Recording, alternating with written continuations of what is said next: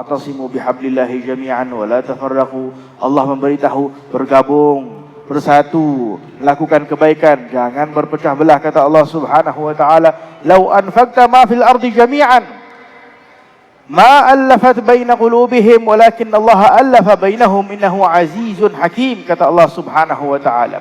Kadang di dalam bersatu manusia itu kadang-kadang ada kebencian, ada permusuhan dan sebagainya. Di dalam bersatu itu kita perlu tahu bahawa ianya adalah kuasa Allah.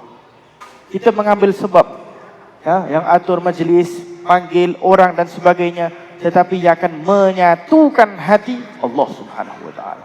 Dan itu kata Allah Subhanahu wa taala kepada baginda Rasulullah SAW, "Lau anfaqta ma fil ardi jami'an."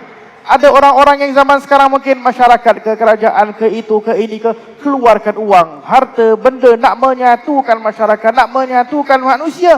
Allah dah beritahu di dalam Al-Quranul Karim, "Lau anfaqta ma fil ardi jami'an." Kau keluarkanlah seluruh harta yang ada di atas muka bumi, nak menyatukan manusia, ma'allafta bainakum. Kau tak akan boleh nak satukan hati manusia. Engkau tak akan boleh, kata Allah Subhanahu wa taala. Walakin Allah allafa bainahum. Akan tetapi yang menyatukan hati manusia Allah Subhanahu wa taala. Melalui siapa? Perantaranya adalah Nabi Muhammad sallallahu alaihi wa ala alihi wa sahbihi wa baraka wasallam. Maka dengan itu Nabi sallallahu alaihi wasallam mengajak kepada kita untuk kita bersatu, baik dalam keluarga kita. Sebagai keluarga, adik-beradik kita, adakah kita bersatu di jalan Allah Subhanahu wa taala? Adakah hati kita saling benci ataupun saling sayang kerana Allah? Tidak ada sifat dendam di dalam hati kita. Bermakna kita mengikuti jejak langkah Rasulullah sallallahu alaihi wasallam. Sesama jiran kita, sesama teman kita, sesama kawasan kita, sesama masyarakat kita, sesama orang-orang yang kita kenal, adakah kita punya muamalat baik sesama mereka? 120 tahun lebih kaum Khazraj, kaum Aus wal Khazraj bermusuhan lebih daripada 120 tahun. Tak boleh nak berdamai. Segala macam jenis peringatan tak boleh nak berdamai. Harta keluar tak boleh nak berdamai. Yang mendamaikan mereka siapa? Nabi Muhammad sallallahu alaihi wa ala alihi wasallam. Nabi Muhammad yang mendamaikan mereka, sehingga Nabi SAW mengingatkan lagi kepada mereka, dahulu kalian miskin, fa aghnakumullahu bi. Boleh saja Nabi SAW berkata, Allah mengkayakan kalian, Allah menyatukan kalian. Dulu kalian ni semua bermusuhan, Allah dah satukan kalian. Kalian dulu miskin, Allah dah berikan kekayaan kepada kalian. Kalian dahulu sesat, Allah dah beri hidayah kepada kalian. Tetapi Nabi tak kata begitu. Kata Nabi sallallahu alaihi wasallam, fa aghnakumullahu bi. Allah kayakan kalian kerana aku, kata Nabi. Fa hadakumullahu bi. Allah memberikan kalian hidayah disebabkan aku, kata Nabi sallallahu alaihi wasallam. Allah menyatukan kalian, bi, kata Nabi SAW, melalui aku, disebabkan aku kalian bersatu, kata Nabi Muhammad sallallahu alaihi wa ala alihi wasallam, menunjukkan dan mengajarkan kepada kita pada setiap zaman dan hingga akhir zaman, jalan untuk nak menyatukan manusia, nak menyatukan hati keluarga ke, masyarakat ke, teman ke, adik-beradik ke, sebagainya, adalah Nabi Muhammad sallallahu alaihi wasallam. Tanpa melalui jalan Nabi Muhammad sallallahu alaihi wasallam, bermakna usaha kita itu hanya luaran sahaja. Usaha yang benar adalah usaha kita menarik ataupun memanggil manusia kepada baginda Rasulullah sallallahu alaihi wa ala alihi wa sahbihi wa baraka wasallam. Baginda Rasulullah SAW, ajaran-ajaran baginda Rasulullah semuanya untuk nak menyatukan kita sebagai manusia. Nabi sallallahu alaihi wasallam menyebutkan hatta di dalam ibadah pun, sehingga orang perlu mempunyai ilmu apabila nak memanggil manusia kepada Allah Subhanahu wa taala. Kata Nabi sallallahu alaihi wasallam, "Ma min thalatha fi qaryah wala badu la tuqam fihim as-salah illa qad istahwadha alaihim asy-syaitan fa 'alaika bil jamaah." Kata Nabi sallallahu alaihi wasallam, 3 orang berada di satu kawasan, mereka tidak mendirikan salat berjamaah, kata Nabi sallallahu alaihi wasallam. Yang ini boleh jadi mereka salat tapi salat bersendirian. Mereka dah bertiga, boleh salat berjamaah, tidak salat berjamaah, kata Nabi SAW, istahwadha alaihim syaitan. Mereka ketiga-tiganya telah dikuasai oleh syaitan. Subhanallah. Kita nampak zaman sekarang, boleh jadi ada surau-surau manakah, boleh saja kita salat berjamaah, tetapi mungkin seorang merasai dirinya lebih berilmu ke, seorang tak faham agama ke, seorang itu ke, masing-masing salat sendiri-sendiri. Boleh saja dia solat berjamaah, boleh saja di kawasan dia solat berjamaah, hatta di dalam rumah pun kadang boleh jadi dia boleh solat berjamaah, tetapi dia solat bersendirian. Kata Nabi, mereka ini dikuasai oleh syaitan, walaupun mereka ibadah. Dengan itu dalam hadis Nabi SAW menyebutkan yadullah ma'al jamaah. Allah kuasa, tenaga, kekuatan daripada Allah Subhanahu wa taala akan Allah beri apabila adanya jamaah. Apabila berjamaah akan diberikan kekuatan daripada Allah Subhanahu wa taala. Begitu banyak kekuatan yang akan diberikan oleh Allah Subhanahu wa taala sehingga para ulama berkata bahawa apabila seseorang itu berada di dalam keadaan nak melakukan dosa dan maksiat, satu orang mungkin mudah syaitan nak ganggu, dua orang mungkin pun sedang, tetapi kalau dah tiga orang ke atas, khalas, dah menjadi sukar nak melakukan kemaksiatan dan dosa, dah menjadi sukar kalau kita nak melakukan dosa dan maasi. Maka dengan itu hadirin dan hadirat yang dirahmati oleh Allah, cari jamaah-jamaah yang mengingatkan kita kepada Allah Subhanahu wa taala. Duduk dengan mereka kerana tempat mereka, keadaan mereka, kawasan mereka akan menarik hati kita kepada Allah Subhanahu wa taala. Hatta di dalam perkara luaran pun, datang suatu ketika seseorang kepada Rasulullah sallallahu alaihi wasallam, "Ya Rasulullah, inna na'kul wa najma'." Ini perkara luaran. Kata seseorang kepada Rasul, "Ya Rasulullah, kami ini makan tak kenyang."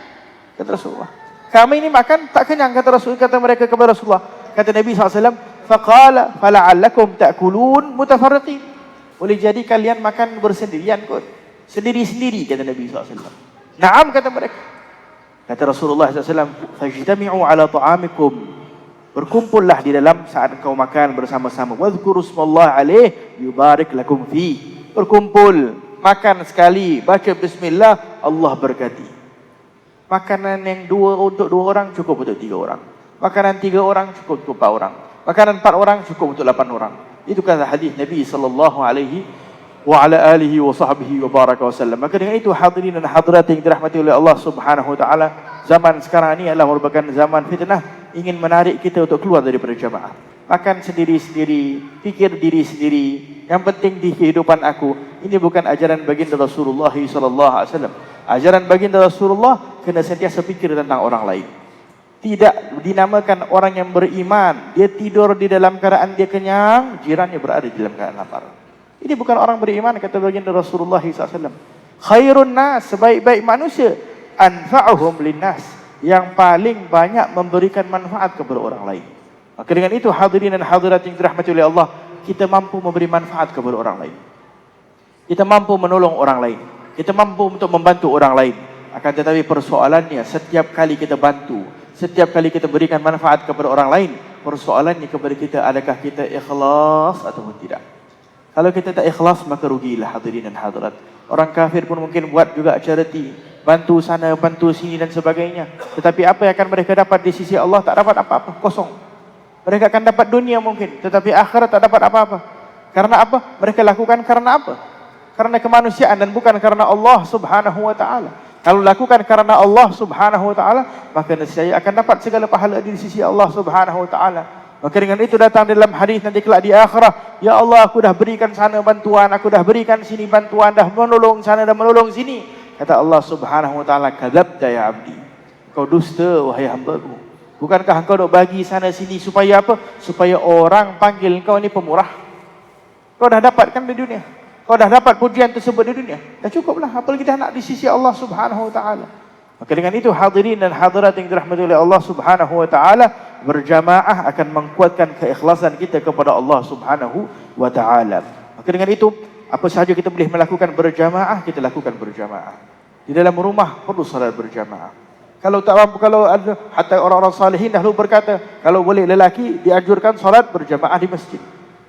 Taib nanti isterinya solat bersendirian. Taib kalau dia ada semangat waktu balik, dia solat sekali lagi dengan isteri dia. I'adah, ulang. Orang-orang salihin dahulu kadang qada balik solat. Tak tahu adakah solat kita dahulu ada yang diterima atau tidak terima, boleh diulang. Al-Habib Muhammad bin Abdullah Al-Haddar, guru kepada guru kami, beliau qada solatnya daripada awal balik, daripada awal hatta dilahirkan. Daripada kecil sampai besar diulang. Setiap kali dia solat ditambahkan lagi qada'nya. Tak, karena kita tak tahu adakah solat kita diterima, ada waktu yang mungkin jadi kita punya taharah tak betul ke, mungkin kita terlupa dah ambil wuduk ke dan sebagainya, tetapi kita dah cover balik dah. Salat-salat kita dah cover balik dah. Maka dengan itu hadirin dan hadirat yang dirahmati oleh Allah, salah satu perkara yang akan mendorong kita untuk menjadi orang-orang yang ikhlas adalah usaha untuk berjamaah. Sekarang itu Nabi SAW menyebutkan barang siapa salat berjamaah 40 yauman, 40 hari. Istiqamah berjamaah 40 hari mendapat takbiratul ihram, Allah akan menyelamatkan dia daripada api neraka. Dan yang kedua, Allah akan keluarkan sifat munafik daripada hati. Allah akan keluarkan sifat munafik daripada hati. Maka dengan itu kadang-kadang kita tak tahu kita ikhlas tak ikhlas, usaha berjamaah, usaha salat berjamaah setiap hari, sehingga Allah keluarkan sifat munafik daripada hati kita. Sifat munafik inilah yang akan menjadi sebab kita boleh jadi menggunakan itu dan ini demi untuk mengekalkan harta, gunakan itu dan ini demi untuk inginkan kuasa, gunakan itu dan ini inginkan sesuatu yang tidak akan mendapat apa-apa keridhaan Allah Subhanahu wa ta'ala. Tidak ada jalan kecuali usaha kita menjadi orang yang ikhlas, usaha kita untuk duduk dengan orang-orang yang ikhlas. Bukankah dahulu datang seseorang kepada orang yang jahat, kata Nabi SAW, dah bunuh 99 orang, dia bunuh orang yang ke-100. Apa yang diberikan nasihat kepada orang alim tersebut, kepada penjenayah tadi itu? Dah bunuh 100 orang. Kata dia, kau pergi kepada tempat orang-orang ikhlas, orang-orang salih, orang-orang jujur. Engkau pergi dekat sana, Allah akan selamatkan kamu. Di dalam perjalanan pergi dia meninggal, dia masuk ke dalam syurga Allah, ditalik oleh malaikat rahmah, karena niatnya nak duduk dengan orang-orang yang salih, niatnya nak duduk dengan orang-orang yang ikhlas, niatnya nak duduk dengan orang-orang yang jujur. Apatah lagi kalau duduk dengan orang yang jujur. Persoalan kepada kita, selama mana kita dah duduk dengan orang-orang yang ikhlas, orang-orang yang jujur, orang yang mengingatkan kita kepada Allah Subhanahu wa ta'ala, adakah bertambah keikhlasan kita kepada Allah Subhanahu wa ta'ala atau tidak? Apabila bertambah, maka kita akan semangat, tidak hanya apabila dipuji oleh manusia. Orang munafik akan melakukan amalan apabila dipuji, dan apabila tidak dipuji, maka dia tidak akan melakukan amalan. Yura'unan nas wa la yadhkurunallaha illa qalila. Mereka tak berzikir kepada Allah kecuali sedikit. Mereka suka nak menunjuk-nunjuk saja. Aku melakukan ini, aku melakukan itu. Depan manusia dia tunjukkan dia salat, dia bersedekah. Dekat belakang hatta boleh jadi salat Jumaat pun dia tak salat, salat subuh pun dia tak salat. Entah qiyamul lail sudah tak payah cakap lah, lebih jauh lagi. Al-Quranul Karim, mungkin bulan Ramadan mungkin dia tunjuk sedikit, dia bagi-bagi Quran kepada orang ke, dia buka sedikit ke dan sebagainya. Akan tetapi subhanallah, wala Al-Quran, wala salah dan sebagainya.